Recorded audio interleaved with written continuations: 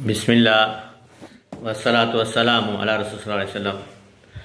கணித்துக்குறிலே இப்போ நம்ம பார்க்கக்கூடிய விஷயம் என்னென்னு சொன்னால், அல்ஹம்து சூராவை கொண்டு எவ்வாறு நம்முடைய தேவைகளை நிறைவேற்றிக் கொள்வது என்பதை பார்க்க இருக்கின்றோம். புதிதாக வரக்கூடியவங்க கீழே பாருங்கள், சப்ஸ்கிரைப் சொல்லிட்டு ஒரு பட்டன் இருக்கும் சிவப்பாக, அது தொட்டிங்கன்னா ஒரு பெல் பட்டன் வரும். அதே தொட்டால் நம்ம சம்மந்தப்பட்ட வீடியோக்கள் உடனுக்குடன் உங்களுக்கு வரும் இன்ஷா அல்லாஹ். யாரெல்லாம் சப்ஸ்கிரைப் செய்து நமக்கு இதுபோல் பயான்கள் போடுவதற்கு ஆர்வம் முட்டுகிறார்களோ அவர்களுக்கு நேர்வழி காட்டுவாயாக, அவருடைய பாவங்களை மன்னிப்பாயாக, அவருடைய கஷ்டங்களை துயரங்களை நோயை நீக்கி ஆரோக்கியத்தை தருவாயாக, வாழ்க்கையிலே வருமானத்தில் பறக்க செய்வாயாக, இம்மை மறுவிலே வெற்றி பெற்ற கூட்டத்திலே எங்களையும் அவர்களை ஆக்குவாயாக. ஆமீன். கணிதங்களிலே ஒரு எளிமையான அமல், ஆனால் மிகவும் பவர்ஃபுல்லான ஒரு அமல்.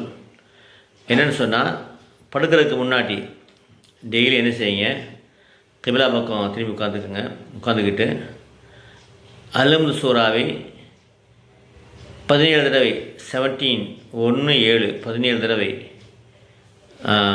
ஒதுவோட கிபிலா பக்கம் அப்படியே நீங்கள் ஓதுறது உங்களுக்கு கேட்கணும்.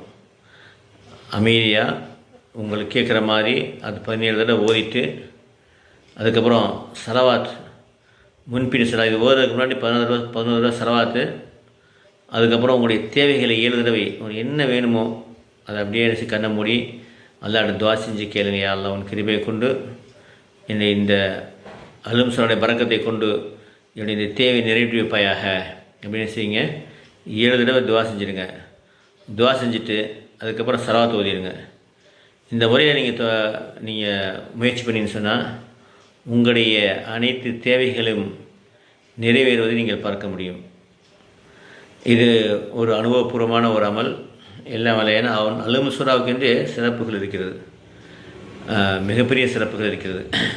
ஒரு தடவை நபி ஸல்லல்லாஹு அலைஹி வஸல்லம் என்ன செய்கிறாங்கன்னு சொன்னால், ஒரு சஹாபிட்ட சொல்கிறாங்க, இந்த பள்ளியை விட்டு போவதற்கு முன்பாக நான் உனக்கு ஒரு முக்கியமான விஷயத்தை சொல்கிறேன் அப்படிங்கிறாங்க.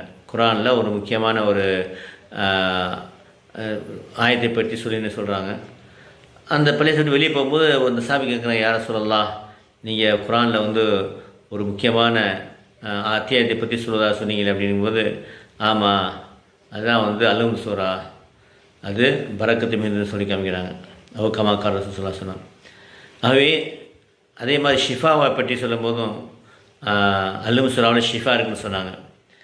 அதோடைய இதனால தான் நம்ம என்ன செய்கிறோம்னு சொன்னால், திரும்ப என்ன செய்கிறோம், இந்த அல்ஹம்து சூராவை ஓதிக்கிட்டே இருக்கிறோம்.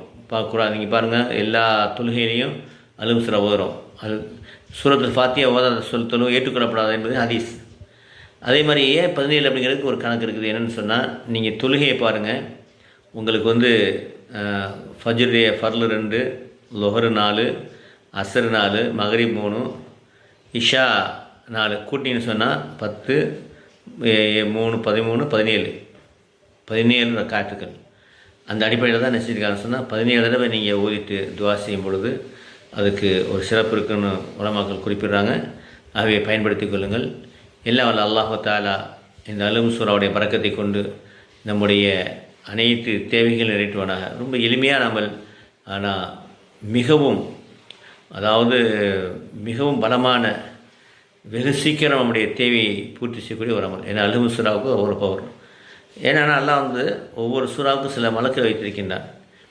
அந்த சூறாவை அல்லாஹ் கேட்கும்போது அது அல்லாஹ்வுடைய அனுமதியின் பேரில் என்ன செய்ய அந்த மலக்குகள் அந்த வேலை செஞ்சு முடிக்கிறாங்க. இதான் ரகசியம்.